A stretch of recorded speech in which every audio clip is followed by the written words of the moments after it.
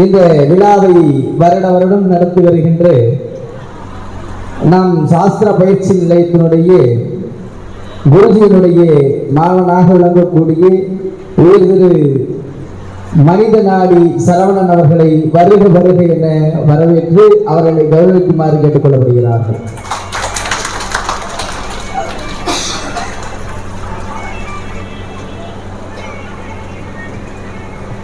அப்படியே கை தட்டலாம்.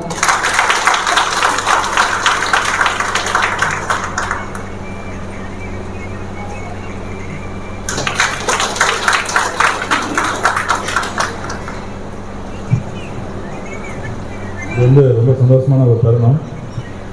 நம்ம குருஜிக்கிட்ட நம்ம எல்லாமே ஒரு குழந்தைங்க தான். நம்ம குடும்பத்தில் அம்மா அப்பா கிட்ட எந்த அளவுக்கு ஒரு சந்தோஷத்தை பகிர்ந்துப்போமோ அதே மாதிரி தான் இப்போ நமக்குமே இருக்குது.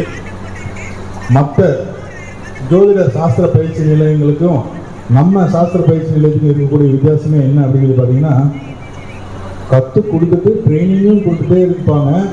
அதுக்கப்புறம் பார்த்தீங்கன்னா நீங்கள் என்ன பண்ணுறீங்க ஏது பண்ணுறீங்க அப்படிங்கிறத கவனிச்சுட்டே இருப்பாங்க.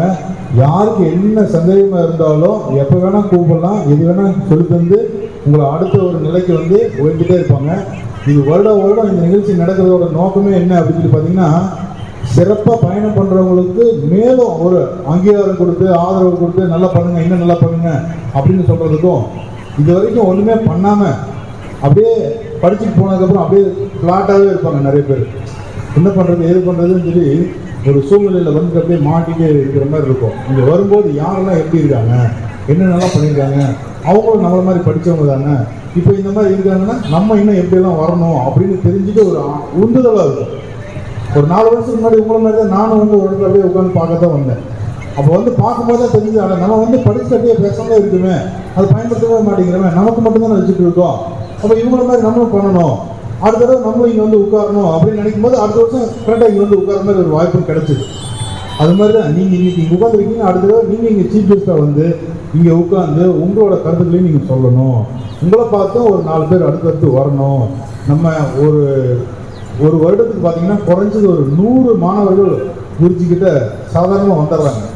அந்த 100 பேரில் ஒரு 10 பேர் மட்டும்தான் ஒரு செயல்படுற மாதிரி இருக்குது. 90 பேர் அவங்கவுங்களுக்கு நல்லதுக்கு மட்டும் பயன்படுத்தி அப்படியே பேசாமல் இருந்துக்கிறாங்க. அந்த 10 பேர் என்ன பண்ணுறாங்கன்னு கேட்டிங்கன்னா, தானும் நல்லா இருக்கிறாங்க, தன்னை சார்ந்த மக்களையும் நல்வழிப்படுத்தி கொண்டு வர்றாங்க.